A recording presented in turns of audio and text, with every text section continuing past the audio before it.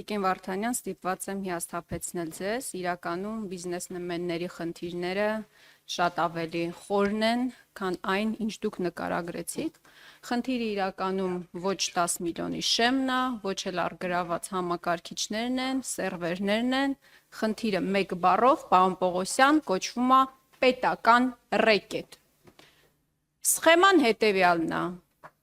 Եվ սյուռա, որ դուք խնդիրը գցում եք հարկայինի վրա, հարկայինը գցում է ձեր վրա, որովհետև պետնախագահի հետ մենք եւս այս քննարկումը ունեցել ենք եւ անմեղ դեմքով ասում եմ մենք ինչ կապ ունենք, քննչականն է մեղավոր։ Հարկայինի աշխատողները շատ կուլտուրական ներխուժում են տնտեսվարողների գործունեության վայր, առաջարկում են X գումարի հարկ վճարել, հակառակ դեպքում սպառնում են ձեզանով կզբաղվեն քննիչները։ Քննիչները տվյալ բիզնեսմենին առաջարկում են X գումարի վճարում անել ինչ-որ հաշվեհամարի, որը հետո հաշվարկ կանեն վերադարձ կամ կարվի կամ չի արվի, հակառակ դեպքում սպառնում են կալանավորել կամ տվյալ անձնավորությանը, կամ այն մարդուն, ում անունով այդ բիզնեսն է, իսկ սովորաբար դրանք, օրինակ, չգիտեմ, ընտանեկան կարգավիճակով պայմանավորված տվյալ անձնավորության կնոջն է պատկանում, տղային է պատկանում, չգիտեմ, եղբորն է պատկանում, հետևյալն է դա է իրավիճակը իրականում, բայց սրանք չէին իմ հիմնական հարցերը, սա արձագանքման մակարդակով։ Պարոն Պողոսյան, նախ որպես ճշտող հարց, ինձ կարող եք ասել, թե մենք քանի քննիչ ունենք։ Հաջորդ հարցերս վերաբերում են քաղբանտարկյալներին։ Սկսեմ Սամվել Կարապետյանի գործից։ Հարցը հետևյալն է. երբեք գործը ուղարկելու դատարան, ինչպես ասում են, զադержկան ինչումն է։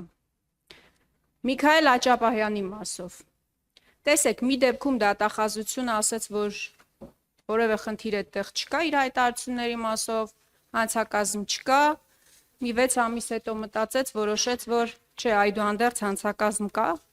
Դուք այս մասով, որպես քննչականի նախագահ, խնդիր տեսաք, թե ամենևին էլ չտեսաք եւ տիկին դատախազի հայտարարությունը գործ հարուցելը ձեզ համար բացարձակ ըստ էության իրավիճակի ճշմարտացի պատկերն էր։ Պարոն Պողոսյան, այս ընթացքում բազմաթիվ գաղտնալսումների, գաղտնի տեսանկարահանումների դեպքերի ականատես ենք եղել մամուլում եւ իհարկե հիմնականում իշխանությունների հետ փոխկապակցված լրատվամիջոցներում տարբեր ձայնագրություններ եւ գաղտնալսումներ հայտնվեցին։ Ինձ հետաքրքիր է, որևէ դեպքով ձեր մտքով չանցավ գործ հարուցել։ Եվ հաջորդ հարցը, պարոն Պողոսյան, մենք 6 ամիս առաջ ենք հանդիպել այս դալիճում եւ այդ ժամանակ հիշում եք ես ձեզ հարցրեցի, թե ինչու 1 տոննա կոկայինի գործը չի ուղարկվում դատարան։ Եվ դուք վստահեցրեցիք ինձ, որ առաջիկայում ուղարկվելու է հսկող դատախազին հաստատման։ Որոշակի գործողություններ կան, որոնք գուցե այդքան էլ էական չեն, բայց այդուհանդերձ դուք որոշել եք դրանք իրականացնել եւ շուտով գործը գնալու է դատարան։ Ինձ հետաքրքիր է, ինչ եղավ այդ գործը, պարոն Պողոսյան։ Որովհետև դեպքեր կան եւ բնականաբար քաղաքական հետաքրքրություն ներկայացնող դեպքեր, իշխանությունների համար բնականաբար հետաքրքրություն ներկայացնող,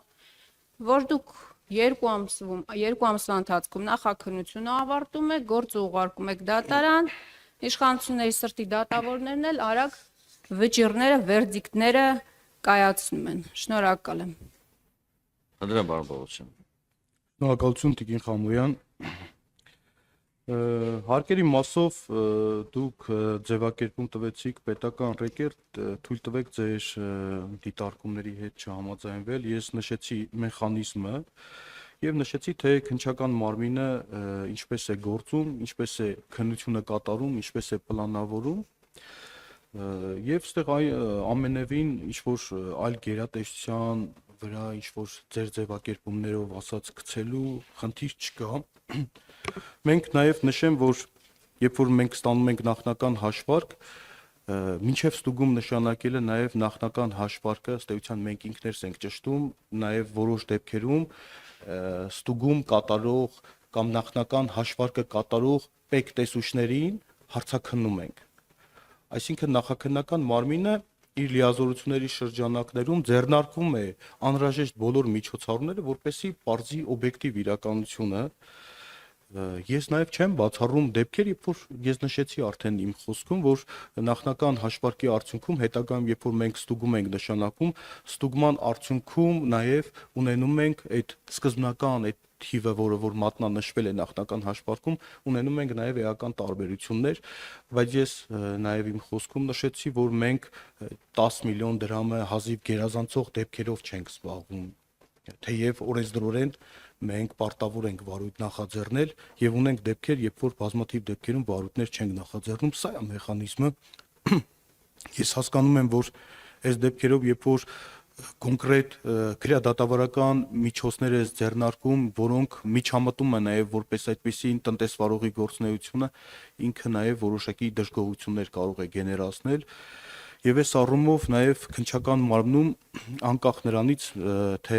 օրենսդրական նվազագույն շեմը 10 միլիոն դրամն է գերազանցում, մենք նաև հիմնականում վեր ենք հանում այն դեպքերը, երբ որ պարտադիր կարգով մենք մեր ստուգման արդյունքներով պարզում ենք, որ իրականում անձը խուսափել է հարկային պարտավորություններից։ Այս մասով սա, ինչ վերաբերում է Միքայել Աճապահյանի հետ կապված դեպքին, Տիկին Խամոյան, նշեմ, որ դուք նշեցիք, որ դատախազը գործ է հարուցել, բայց քրեական դատավարության օրենսդրությամբ դատախազը գործ քրեական վարույթ նախաձեռնելու լիազորություն չունի։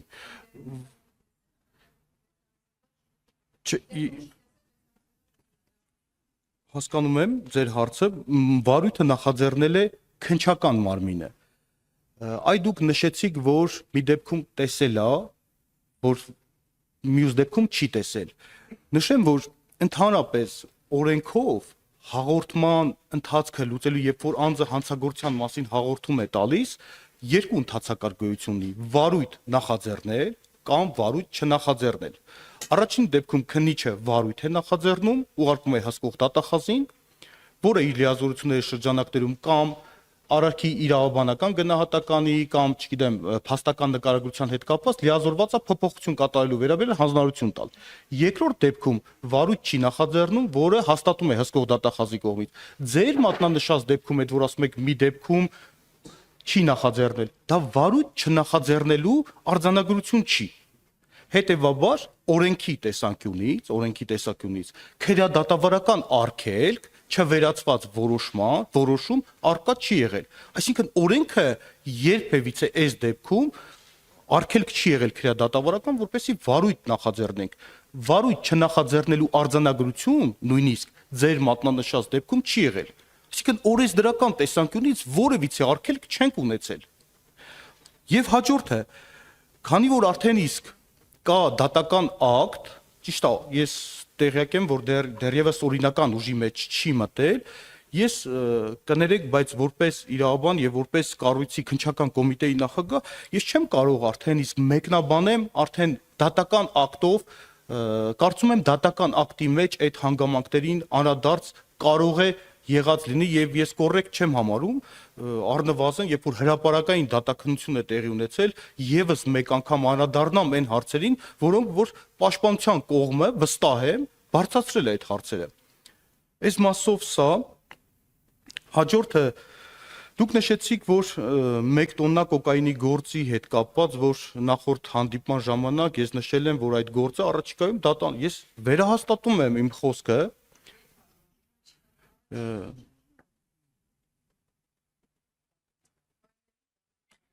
Տիկին Խամոյան, ժամկետները գործերի քննության, մեկին նախատեսը քրեական դատավարության օրենսգրքով հստակ է, խնդրեմ պարոն Փոսյան։ Չեմ խանգարում։ Գիտեք ինչ, որ պահից սկսած, երբ որ ես որպես քննչական կոմիտեի նախագահ ձեզ հստակ օրով, ժամով ասեմ, որ այս պահին գործը դատան է, որ դա լուրջ չի ընկալվի։ Գիտեք, ես նշել եմ առաջիկայում գործը դատան է ուղարկելու։ Ի տարբերություն մյուս հանգամանքների քրեադատավարական օրենսգիրքը սահմանում է ժամկետներ, որը կախված է քրեական հետապնդման առավելագույն ժամկետների հետ, առավելագույն ժամկետների երկարաձգման մեխանիզմներ է նախատեսում է այդ ընթացքում քրեական հետապնդման ժամկետները կասեցնելու ընթացակարգեր, այսինքն վստահ եղեք, որ մենք այդ ժամկետները պահպանել ենք եւ պահպանելու ենք։ Սա մեկ։ Երբ որ ես նշում եմ, որ առաջիկայում նշանակում է քրեադատավարական օրենքով նախատեսված քրեական հետապնդման առավելագույն ժամկետների տիրույթում մենք գործը ավարտելու ենք իմ մատնանշած վախճանով։ Ինչ վերաբերում է, որովհետև ես նաև հագագծեր բացեմ, որովհետև այստեղ նախաքննական գաղտնիք չի, մենք նաև ստացել ենք որոշակի տեղեկություններ այս ընթացքում, որոնք որ եւս մեկ անգամ ապացուցել են կոնկրետ անձի մեղավորությունը ըստ մեզ, ձեռք ենք բերել նաև ապացույցներ, ուղիղ ապացույցներ ընդ որում, բայց նաև քննչական մարմինը ըստ էության նաև իրավական օգնությունների հետ կապված խնդիր կա, որը ըստ էության մեզնից կախված չի այդ իրավական օգնությունների կատարման հանգամանքը, որ պահից սկսած մենք կավարտենք այս ապացուցողական գործողությունները, կսպառենք մեր լիազորությունները, վստահ եմ այս պահին էլ ձեռք բերված ապացույցները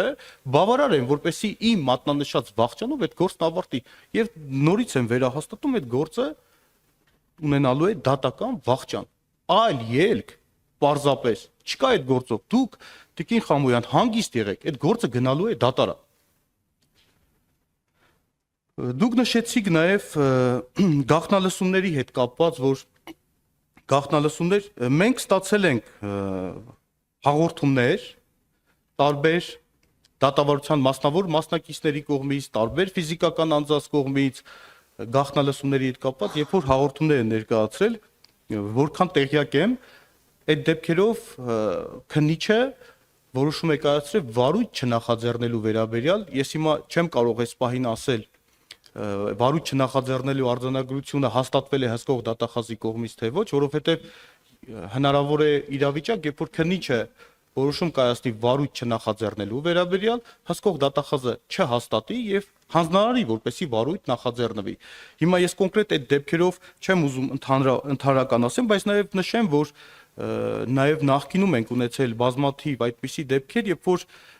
անձինք ըստ էության նաեւ հաղորդում են ներկայացրել, որ ենթադրաբար խախտվել է իրենց հեռախոսային նամակագրության գաղտնիության իրավունքը, վարույթ չենք նախաձեռնել եւ դատական կարգով բողոքարկել են եւ որքան տեղյակ եմ նաեւ դատարանը ըստ էության արդյունք չեն գրանցել, ես մոնիտորինգ չեմ իրականացրել այդ դեպքերով, բայց նշեմ, որ նաեւ Տիկին Խամոյան ընդհանրապես քրեադատավարական օրենսդրության մեջ քննիչը ինքնուրույն է եւ այս առումով քննիչը ինքնուրույն է որոշում կայացնում օրենքով եւ իրավական ակտերով իրեն վերապահված լիազորությունների շրջանակներում եւ պատասխանատու է իր կատարած որոշումների համար, հետեւաբար այս առումով քննիչն է որոշում կայացնում վարույթ նախաձեռնել թե չնախաձեռնել։ Այսքանը հարցը կկրկնեք, ինչ հարց։ Տիկին Խամոյան, չգիտեմ այդ հարցին ինչ պատասխանեմ։ Մենք քննություն ենք անում, նախաքննություն ենք իրականացնում։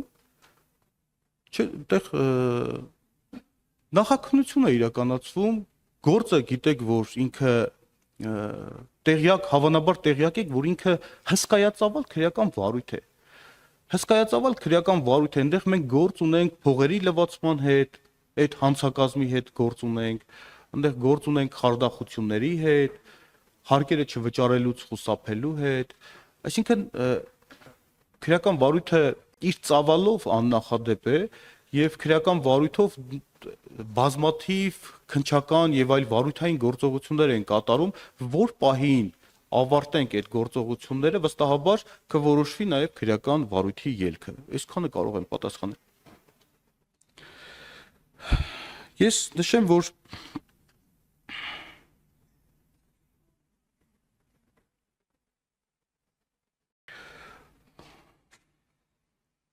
ներկայումս համալրված է այս պահից սկսած 811 ինքնավար հաստիք,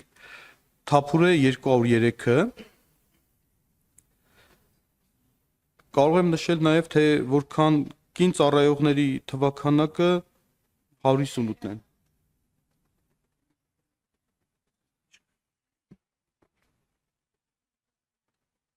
Արձագանք ունեք Կին Կամյան։ Իհարկե ունեմ։ Պարոն Պողոսյան, առաջվա էնտուզիազմը չկա։ Որովհետև դուք էլ շատ լավ գիտակցում եք, թե ինչ եք անում եւ ինչպիսի պատասխանատվություն է սպասվում ձեզ։ Այս ձեր անկեղծությունը ուզում եմ ընդգծել։ Նախ ես ուրախ եմ, որ դուք չհերքեցիք, որ քննիչները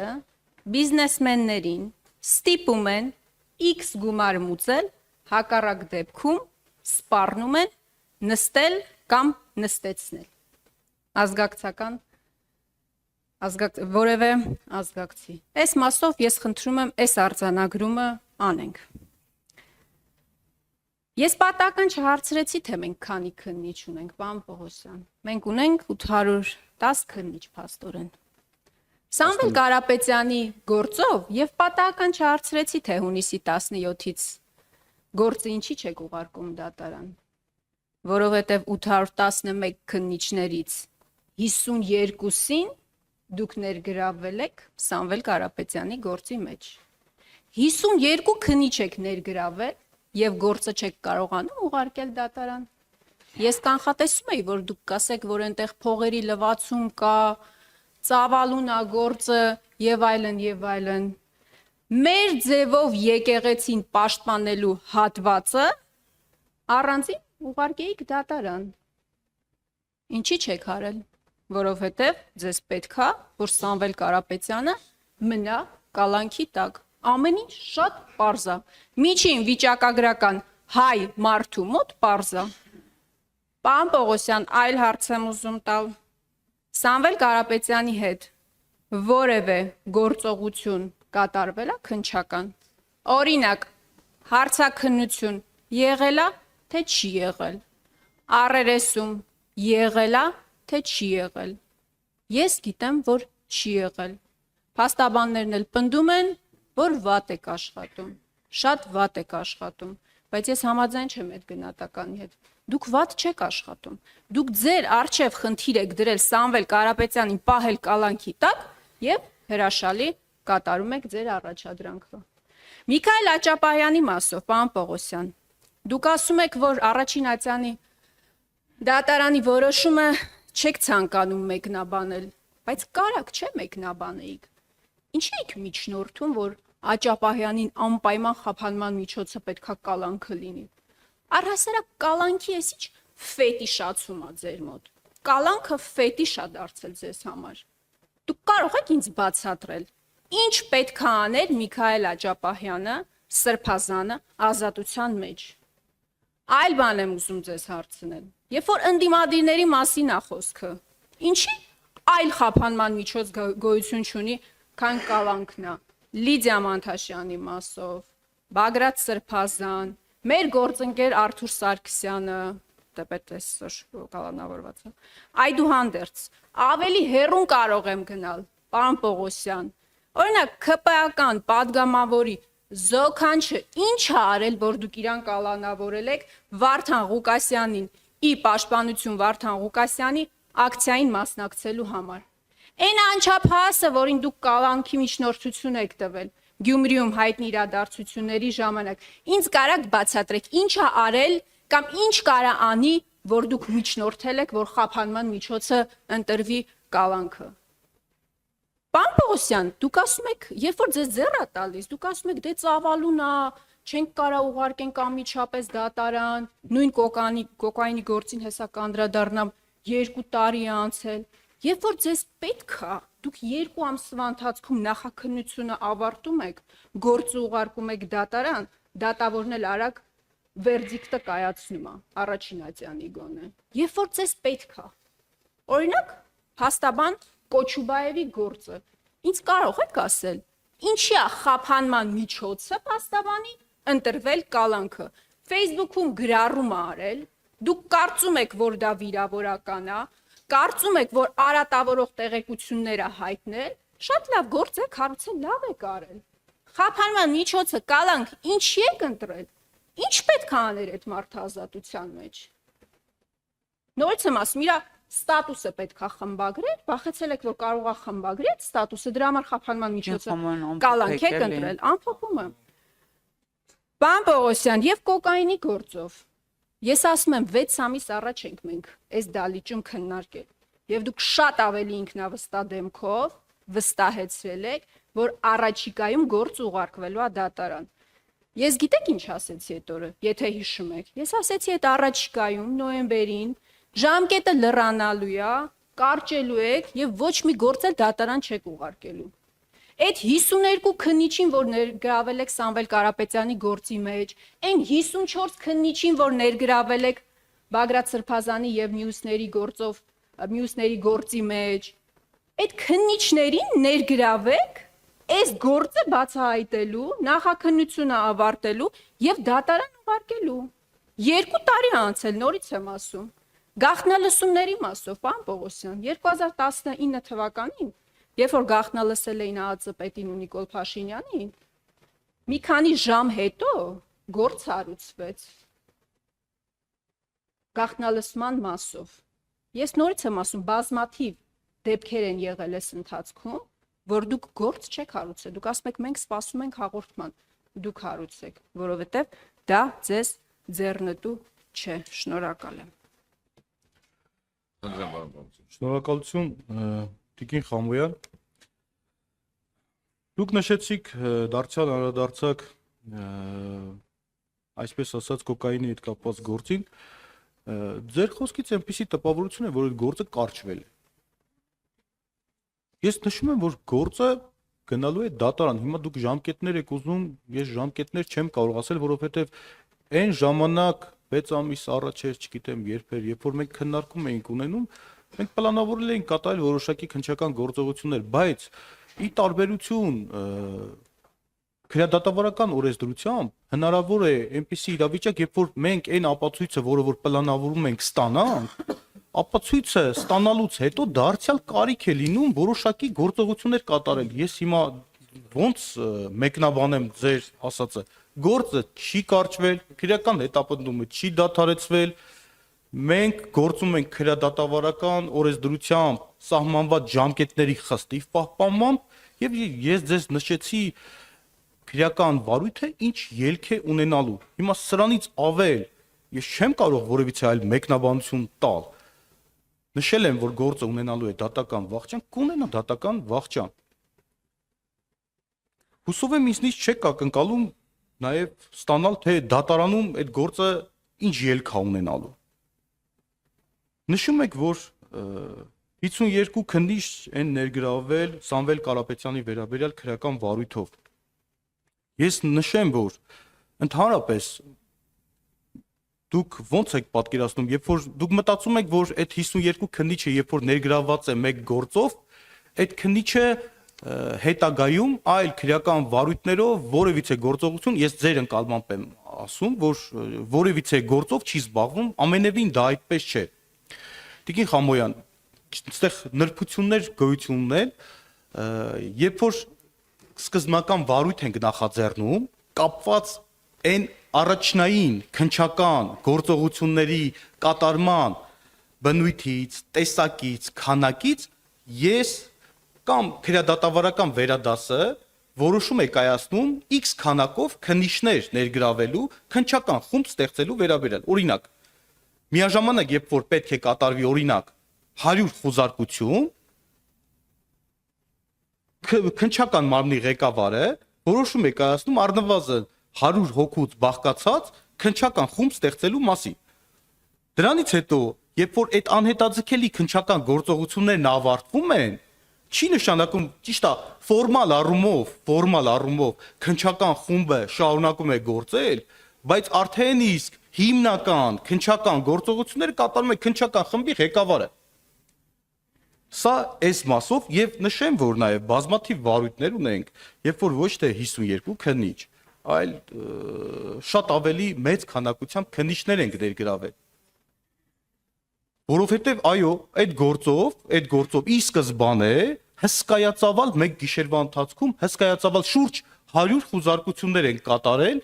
եւ հաշվի առնելով նաեւ մեղադրյալ ներգրավված անձանց քանակը դրանով է պայմանավորված, բայց հետագայում բնականաբար փաստաբաններն էլ կփաստեն, որ հետագայում քննչական խմբի անդամները շատ եզակի թվով քննչական գործողություններ են կատարում, այսինքն քննիչները զբաղվում են իրենց հիմնական գործով, սա մեկ։ Նշել եմ, հերթով կանադառնամ, այդտեղ նաև իրավաբաններ կան, երբ որ մենք անձին մեղադրանք ենք ներկայացնում, մեղադրյալ ներգրավելու որոշումը կայացվում հսկող դատախազի կողմից մի քանի հոդվածներով եւ միասնական մեղադրանք գոյություն ունի, երբ որ մեղադրանք եք ներկայացնում, օրենսդիրը մի մեխանիզմ է նախատեսել, չեն կարող մեղադրանքը օրենսդրական ընդհանրապես հնարավորություն գոյություն չունի, չեն կարող տրոհել մի հոդվածը, մեղադրանքը տրոհել մի մասով ուղարկել դատարան, մի մասով շարունակել նախաքննությունը։ Մի մեխանիզմ կա, եթե մյուս մեղադրանքների գնահատականների մասով չի հաստատվում մեղադրանքը, քրեական հետապնդումը դադարեցնելու հնարավորություն կա։ Այսինքն մեղադրանքը չեն կարող տրոհել, այս էլ ձեր հարցի պատասխանը հույս ունեմ, այս առումով գոնե սպառիչ պատասխան ստացաք։ Հաջորդը Տիկին Խամոյան, նշում եք, որ օրինակ Սամվել Կարապետյանի հետ որևէ գործողություններ կատարվել են, թե ոչ։ Ես նախ հիմա չեմ պատրաստվում ներկայացնեմ, թե օրինակ դուք մտածում եք, որ ենթադրաբար այդպես եք կարծում, որ քննության ջանասիրությունը կապված է բացառապես անձի հետ գործողություններ կատարելու հանգամանքի հետ, ամենևին ոչ։ Քննությունը ոչ միայն տվյալ կոնկրետ մեղադրյալի հետ կապված գործողությունների կատարում է ենթադրում, հարցաքննություններ, առերեսումներ, ոնց որ դուք նշեցիք, այլ նաև բազմաթիվ այլ գործողություններ, որոնց մեղադրյալը կարող է եւ պարտադիր չէ, որ մասնակից լինի։ Չեմ հաստատում։ Ընդրում եմ, էլի։ Չեմ հաստատում։ Իրավունքից օգտվեցիք։ Կոնկրետ մեղադրյալի հետ կապված գործողություններ կատարվել է, բայց քանակը ես չեմ կարող նշել։ Հիմա հաջորդ հարցնելու եք, երբ է կատարվել, քանի անգամ եք գործողություններ մի քանի անգամ կատարվել են։ Գործողություններ կատարվել են, ընդ որում մի քանի անգամ։ Բայց նույնիսկ եթե այդ գործողությունները չկատարվեին, նախաքննությունը չի ենթադրում, որ ձեր ասած ջանասիրությունը պայմանավորված լինի բացառապես մեղադրյալի հետ գործողությունները իրականացնելով։ Այս մասով սա, հաջորդը դուք նշում եք կալանքը պետիշ եք դարձրել, ես վիճակագրություն եմ հանել, Տիկին Խամոյան, իհարկե վիճակագրությունը վերաբերվում է այս տարվա 9 ամիսների ընթացքում, նշեմ, որ անցած տարվա համեմատ ես երբ որ այս տարի էր, երբ որ ես ասացի, որ կալանքների հետ կապված մենք որոշակի փոփոխություններ կատարենք մեր մոտեցումները եւ այլն կալանքի միջնորդությունները, մենք ունենք կալանքների միջնորդությունների թվի զգալի նվազում։ 16 Չէ, լսեք, չէ, բայց մենք չենք տարբերակում ձեր համար, դա քաղաքական, մեր մոտ քաղաքական գործ հասկացողություն չկա։ Ընդհանուր թիվն եմ ներկայացնում 16.4%-ով, դա հսկայական թիվ է կազմում, 16.4%-ով նվազում ունենք։ Սա արձանագրում եմ, նաև նշեմ, թե դա ինչի արդյունքում է, որովհետև հանրարական է տրվել այդ մասով, որ հարուցել միայն բացառիկ դեպքերում եւ խիստ անհրաժեշտության դեպքում, ընդ որում ստեղ նաև դուք նշում եք մի քանի գործեր վկայակոչեցիք։ Այո։ Գիտեք ինչ, Տիկին Խամոյան, երբ որ մենք օրենքով հստակ մեխանիզմներ գոյություն ունի եւ կալանքի իրավապայմաններ գոյություն ունի, երբ որ համապատասխան հիմքերը արկա են լինում, քննիչը միջնորդություն է ներկայացնում դատարան, որպեսզի անձի նկատմամբ կալանքը որպես խափան միջոց ընտրվի։ Եվ քննիչը չի որոշում, չէ, քննիչը չի որոշում, որ անձը քննիչը կալանքի միջնորդություն է ներկայացնում, բայց դա դատարանն է որոշում, որովհետև համապատասխան Համոյան, ես ներողություն, պարոն, հազար ներողություն, տեսեք։ Քննչական կոմիտեն իրոք իրավասու է եւ իր դերը, ես ավարտեմ, չէ, Տիկին Խամոյան, մի վարքյան, էլի, եւ իր դերը այնպեսին է, որ ինքը պետք է այո, փորձի քննության արդյունավետությունը ապահովելու համար նաեւ իր համար արդյունավետ, տեսեք, արդյունավետ խափանման միջոց կիրառի։ Խափանման միջոցի կիրառման իրավաչափ, ոչ իրավաչափ լինելը, Արդյոք այս բարակային պետք է տրվի թե ոչ Տիկին Խաբյան, շատ կարճ եմ ասել, էլի։ Սա դատարանի տիրույթում է։ Հիմա էլ հստակ որ չասեք հետո մեսեջ եք տալիս, հուշում եք տալիս, յուրաքանչյուր դատավորին ասում եմ, յուրաքանչյուր դատավոր պատասխանատվություն է կրելու անկախ ով ինչ կասի իր կայացած որոշումների համար, թե լավ, թե վատ։ Եվ այստեղ վերջակետ դնենք, որտեվ կալանքի թիվը կարա ավելանա պակասի, ոչ թե նրանից, որ չգիտեմ, քննչական կոմիտեն շատ կալանք է տանում, այլ որտեվ իրավիճակ է ստեղծվում, որի պարագայում պարզապես այլ խափանման միջոց կիրառել չի կարելի։ Մեթոդաբանության խնդիր ունենք, եկեք շտկենք, սա էլ օրենսդրական խնդիր։ Ես բան չեմ անում։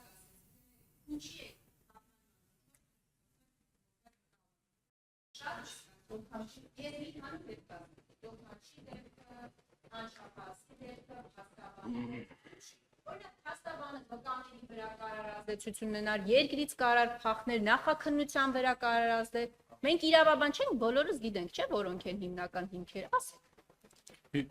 Ես նշեցի, որ համապատասխան հիմքերը քննիչը ունեցել է։ Այդ հիմքերը Տիկին Խամոյան ոչ թե կանխատեսելի բնույթ ունեն, քննիչն է որոշում, միշտորություն ներկայացնել թե ոչ եւ վերջնական արդյունքում դատարանն է որոշում, այդ հիմքերը բավարար են եղել թե ոչ։ Դուք նշում եք, որ օրինակ, չգիտեմ, մի քանի գործեր մատնանշեցիք, Տիկին Խամոյան, ասենք օրինակ, չգիտեմ, դուք վկայակոչում եք, չգիտեմ, ձեր գործընկերոջ հետ կապված գործ Արտուր Սարգսյան եւ այլ, դուք ո՞նց եք պատկերացնում, օրինակ, այդ այն արարքը, որը մեղսագրվել է կոնկրետ այդ անձանց մենք դիտարկեինք այլընտրանքային խափանման միջոց կիրառելու հնարավորությունը։ Կարծում եմ, էսի լուրջ չի։ Հաջորդը դուք նշում եք Գյումրու դեպքերի հետ կապված, ինչ-որ զոքանչի, ես չգիտեմ ում մասին է խոսքը, բայց Տիկին Խամոյան, այդ գործով բազմաթիվ անձանց վերաբերյալ ենք մենք միջնորդություններ ներկայացրել կալանքը որպես խափանման միջոց կիրառելու, որոշ մասով ունենք բավարարումներ, ունենք նաև մերժումներ, ունենք նաև այլընտրանքային խափանման միջոցներ կիրառված, կապված նաև ունենք դեպքեր, երբ որ մենք ինքնուրույն որոշել ենք, որ անձի նկատմամբ պետք է ընտրենք այլընտրանքային խափանման միջոց, այդպես դեպքեր էլ ունենք, դա կախված է անձի վարքագծից, շատ այլ գործոններից։ Հիմա օրինակ այդ Գյումրու դեպքերով դուք տեսաք, թե կոնկրետ ինչպիսի միջամտություն էր կատարվում եւ ինչպիսի ինտենսիվ միջամտություն էր կատարվում, սկսած արդարադատության իրականացնելուց խոչընդոտу, այսինքն երբ որ մարդիկ նույնիսկ ոտնձգում են այնպիսի օբյեկտի նկատմամբ, որոնք որ կապված է զուտ ընդհանուր քրեական վարույթի բնականոն ընթացքի հետ կապված, այդ մարդկանց նկատմամբ որպես պրակտիկա նշեմ, որ պարտադիր միջնորդություն են ներկայացնում, որպեսզի կալանք ընտրվի որպես խափանման միջոց եւ հաշվի առնելով նաեւ այն, որ այդ անձինք իրենց վարքագծով հնարավորություն ունեն եւ ի պաշտոն է ազդելու որոշակի անձանց վարքագծի վրա եւ ազդել են։ Այսինքն դե հաստարկված ենք ներկայացրել, հետեւաբար այս առումով էլ այսքանը։ Ինչ նշեցիք, թե ինչու եք շուտ գործերը ավարտել, մենք շահագրգռված ենք բոլոր քրեական վարույթներն էլ ավարտել սեղմ ժամկետում։ Հիմա օրինակ դուք նշեցիք որոշակի մատնանշեցիք քրեական վարույթ, այդ վարույթը իրանից որոշակի բարդություն եւ այսպես ասած քննություն կատարելու անհրաժեշտություն չկար, այնտեղ որոշակի գործողություններ սկզբնական շրջանում կատարել ենք, անհետաձգելի գործողություններ բազմաթիվ եւ հենց դրանով ես մտածում եի, որ այս առումով դուք պետք է գոհունակությամբ արձանագրեք, որ քրեական վարույթը ավարտել ենք սև ժամկետում, անձը տևական ժամանակ չի մնացել կալանքի տակ, բայց ստացվում է մի իրավիճակ, երբ որ դուք ասում եք, որ ինչի այդ գործը շուտ ավարտեցիք, որովհետեւ այդ գործով սկզբնական գործողությունները ավարտեցինք եւ գտանք, որ գործը պետք է ուղարկենք դատարան։ Այսքանը։